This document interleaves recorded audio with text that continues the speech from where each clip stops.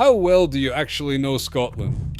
There is a street shorter than a basketball player is tall, a rock so covered in birds it looks like snow in summer, a tree older than Christianity, and a hedge planted by men who marched to battle and never came home, still growing 280 years later.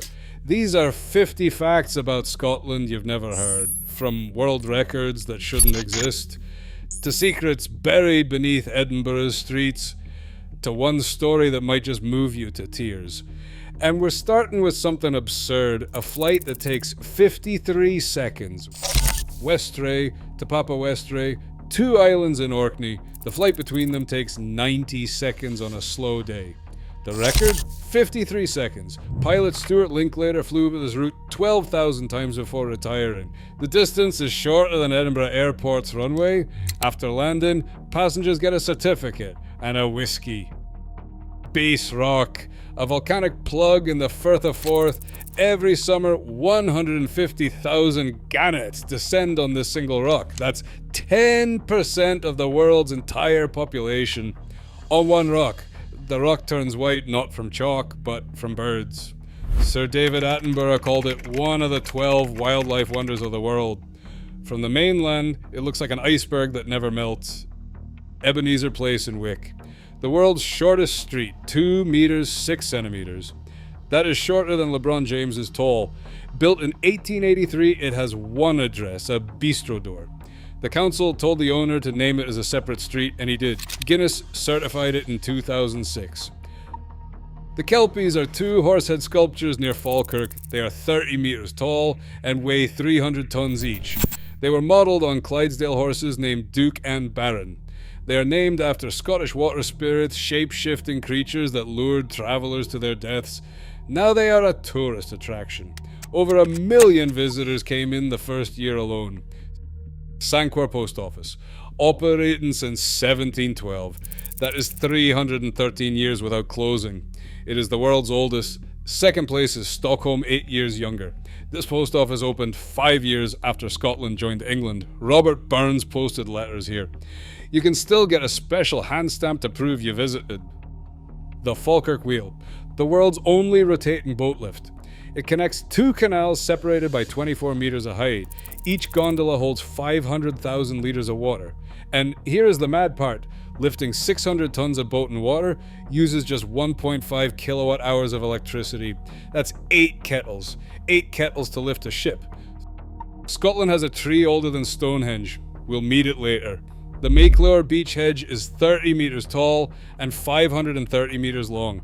It is the tallest hedge in the world. It was planted in autumn 1745. The men who planted it marched to Culloden that same year. They never came home. Some say the trees kept growing toward heaven, searching for the men who planted them. That story deserves more than 30 seconds. We'll come back to it. Scotland has more world records per square mile than any country its size. It is a tiny nation of 5 million people. Yet, somehow, it has the shortest street, the shortest flight, the tallest hedge, the oldest post office, the only rotating boat lift, and the largest horse sculptures. And we are only at the 43rd fact. The 53-second flight costs £17. You board a Britain-Norman Islander, 8 seats, propellers, no jet engines. The plane barely reaches cruising altitude before descending. Locals use it for medical appointments. Students use it to get to school. It has been running since 1967, nearly 60 years of the world's shortest commute. Papa Westray, the destination of that flight, has a population of 85, 60 archaeological sites, and 1 airstrip made of grass. The flight exists because ferries do not run every day. Geography created a problem. Scottish stubbornness created a solution, and that's just the world records. Wait until you see what's hidden underground. We'll get to the underground, but first, some things are strange even in plain sight. In 1838, Edinburgh Castle received a gift, an elephant. The army regiment stationed there had brought it back from Sri Lanka. The elephant lived in the castle grounds. Soldiers fed it. Visitors adored it. Somewhere along the way, it developed a taste for beer. The elephant became, by all accounts, an alcoholic. It lived in a castle. It drank ale. This is a true story. Edinburgh created the world's first municipal fire brigade in 1824. A man named James Braidwood watched the city burn one too many times and decided to do something about it. He trained the first professional firefighters. His methods spread to London and then to the rest of the world. Every fire brigade on Earth traces back to one frustrated Scotsman. Glasgow's necropolis. A cemetery built in 1833. What made it radical was that anyone could be buried there. Catholic, Protestant, Jewish, atheist, it didn't matter. The first non-denominational graveyard in Britain. Built on a hill overlooking the cathedral. 50,000 bodies. Some of the most elaborate Victorian tombs ever constructed. Death, but democratic. Electric Brae is a short stretch of road in South Ayrshire. Put your car in neutral and it rolls uphill, or at least it seems to. It is an optical illusion. The land around the road tricks your brain into misreading the slope. During World War II, General Eisenhower was stationed at nearby Colesing Castle. Eisenhower brought visiting generals and dignitaries to watch cars seemingly defy gravity. The future American president entertained guests with a Scottish optical illusion. Bonnybridge, a small town between Glasgow and Edinburgh. There are 300 UFO sightings per year, one of the highest concentrations on Earth. Locals call it the Falkirk Triangle. The town council once wrote to the Prime Minister demanding an investigation. They never got one. The sightings continue. Fairy Glen on the Isle of Skye, a landscape so strange it looks almost artificial. Miniature hills, spiral patterns in the grass, and formations that seem designed rather than natural. No one built it. Geology did. But standing there, you would swear something else was responsible. The fairy pools are on Skye, a series of crystal clear pools at the foot of the Black Quillins. The water is so transparent you can see every stone on the bottom. People swim here year-round. The water temperature rarely rises above 10 degrees. Scots don't seem to mind. This is the Garden of Cosmic Speculation, covering 30 acres in Dumfriesshire. It was designed by architect Charles Jenks. Every element is based on mathematics and physics. Spiral mounds represent DNA, and bridges are shaped like fractals. The garden is built to make you think about the universe. It is open to the public 1 day per year. Elephant Rock, a sea stack on the coast at Bodden Point. Wind and waves carved it into the shape of an elephant drinking from the sea. No human involvement, just time and erosion sculpting something that looks intentional. Scotland builds strange things, but nature outdid us all. And some of what nature built here is older than you'd ever believe. Dinosaurs walked on Scottish soil. We're going there next. But first, the creatures that live here now. Scotland holds 60% of Europe's breeding gannets. Not 10%, not 20%. That share represents most of an entire continent's breeding population concentrated in one small country, most of them on Bass Rock, the volcanic plug we mentioned earlier. When those gannets dive for their fish, they hit the water at 100 kilometers per hour. Faster than city traffic, they fold their wings above your back and become missiles. Their skulls have evolved air pockets to absorb the impact. A design so efficient, engineers study it. The Isle of May is a small island in the Firth of Forth. During breeding season, 200,000 seabirds arrive. Puffins, guillemots, razorbills, and shags all compete for nesting space. The noise is deafening. The smell is worse. But for bird watchers, it's paradise. BC Countryfile named it Nature Reserve of the Year. 110,000 puffins live in the Firth of Forth alone. They return to the same burrows every year. They mate for life. They can carry up to 12 fish in their beaks at once, held crosswise like a cartoon. Evolution built them ridiculous, and Scotland gave them a home.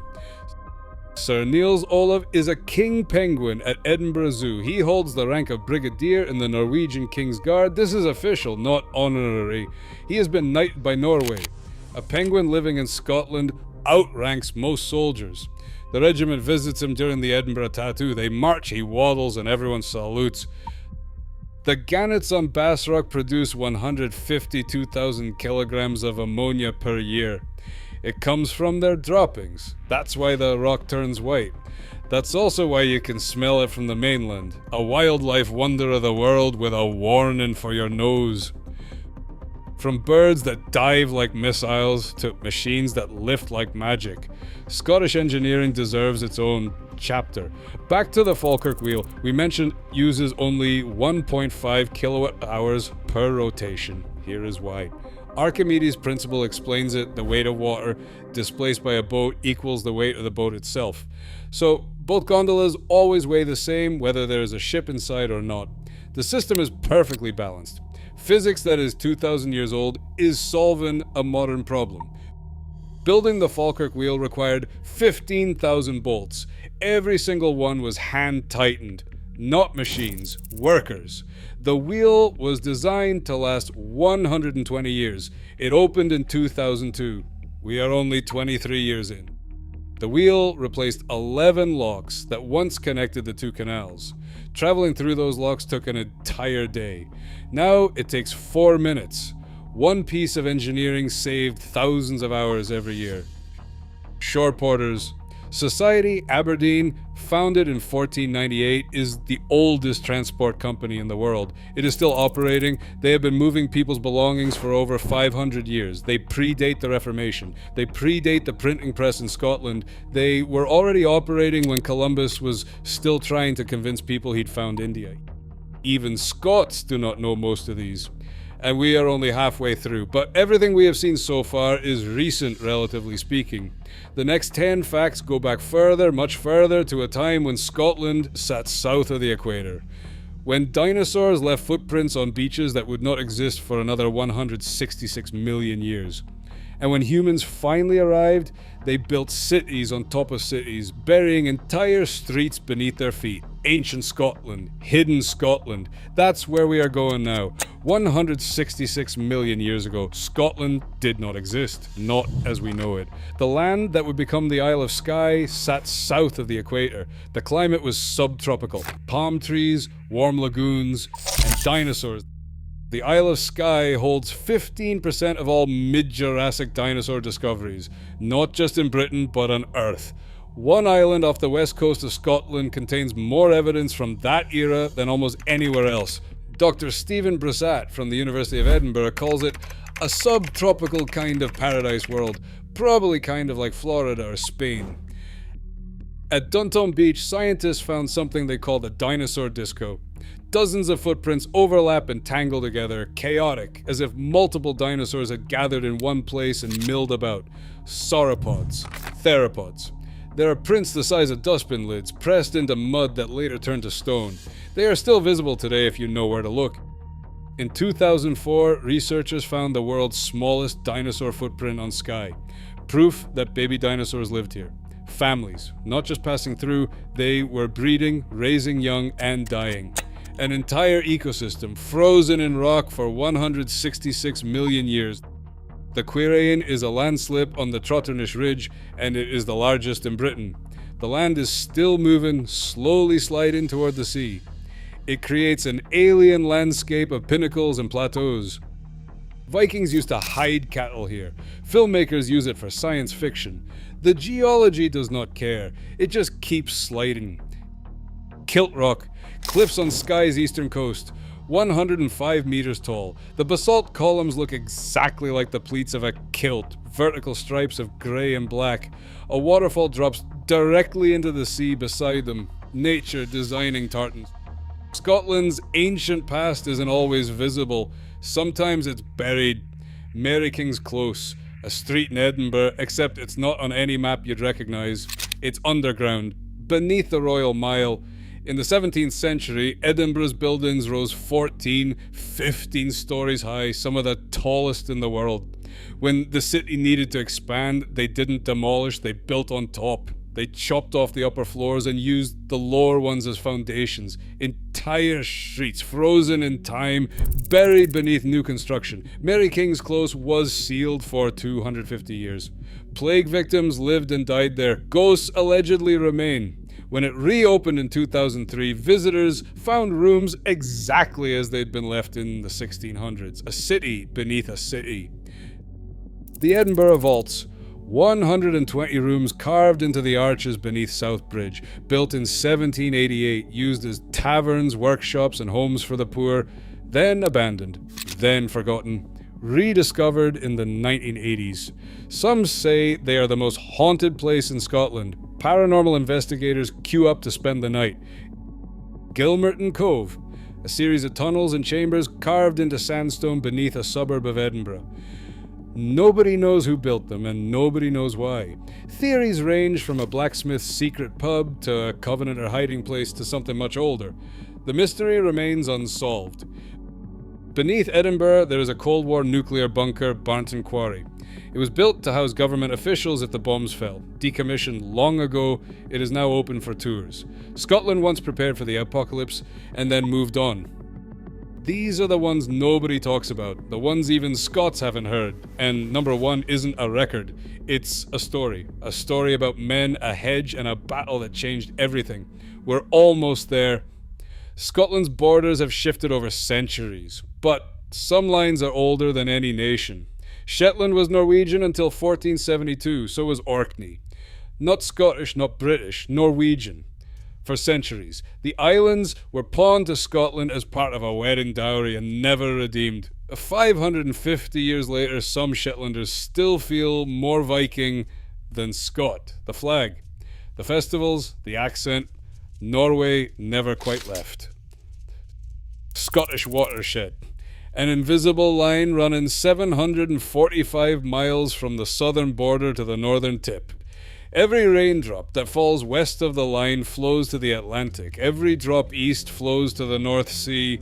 Two oceans separated by a ridge you can't see but can walk. Hikers have done it. It takes 2 to 3 months. Most of it runs through wilderness. No tourist ever visits. Sgurr of Eigg is a volcanic plug on the Isle of Eigg. It is made of pitchstone lava, type of rock found almost nowhere else on Earth. The columns look like the Giant's Causeway, but this is not basalt. It is rare. It formed in a single volcanic event 60 million years ago, an event that never repeated. Geologists travel from around the world just to touch it. Coir Legan, a hidden loch in the heart of the Black Cuillins on Skye. It is surrounded by jagged peaks and fed by waterfalls. The water is so clear and cold it hurts. Climbers rest here between routes. Most tourists never see it. You have to hike for hours to reach it, but those who do say it is the most beautiful place in Scotland, worth every step. Scotland's oldest company is not Shore Porters. It is the Incorporation of Goldsmiths of Edinburgh. It was founded in 1525. It is still operating, still hallmarking gold and silver. 500 years of quality control. Still going. Charles Mackintosh didn't just invent the raincoat, he changed how humans live. Before 1824, rain meant staying inside or getting wet. After him, rain meant grabbing your coat and carrying on. One Glasgow chemist, one idea. Millions of lives lived differently because of it. A country famous for rain invented the solution to rain, and logical really, but that's Scotland, solving problems the world didn't know it had. The Fortingall Yew. Perthshire, a tree, estimated age 3,000 to 5,000 years, some say 9,000. It was already ancient when the Romans arrived. It was already ancient when Christ was born. The late Duke of Buccleuch put it simply, I never cease to marvel at the fact that there is something living today that was 3,000 or more years old at the time of the first Christmas. The tree has seen everything. Viking raids, the Wars of Independence, Culloden, 2 world wars. In recent years, something strange happened. The tree, a male, began producing berries, a partial sex change, after 5,000 years still capable of surprise. There is a legend that Pontius Pilate was born near the Fortingall Yew and that he played under its branches as a boy. It's almost certainly not true, but the fact that people believe it tells you something about the tree. It feels that old. It feels like it has seen everything, even the things that never happened. The Myclear Beech hedge. We mentioned it earlier. 30 meters tall, the tallest hedge in the world, planted in autumn 1745. But here is what we did not say. The men who planted it were Robert Murray Nairn and his workers. That same autumn, they marched south to fight for the Jacobite cause. The Battle of Culloden came in April 1746. Robert was killed. Most of his men never returned. Jean Mercer, Robert's wife, left for Edinburgh. The hedge grew untended. Nobody cut it. Nobody trimmed it. For decades, it just kept reaching upward. Some say the trees are still searching, still growing toward heaven, looking for the men who planted them and never came home. The hedge was last trimmed in 2019. It took 4 men 6 weeks. Before that, 20 years without a cut. 280 years later, the tallest hedge in the world is also a war memorial, a living monument to men who planted something beautiful and never saw it grow. That's Scotland. World records and buried streets, dinosaurs and UFOs, gannets and knighted penguins, and a row of beech trees still reaching for the sky. 50 facts. And now you know things about Scotland that most people, even Scots, never will. But here's what I didn't tell you. There are 50 more facts about Scotland, and some of them are even stranger than these. The first video covers everything from why the Romans gave up trying to conquer Scotland to at an island so remote the government evacuated the entire population, to the reason Scotland was once connected to North America. If you want to keep discovering Scotland's secrets, that video is on your screen right now. Click it.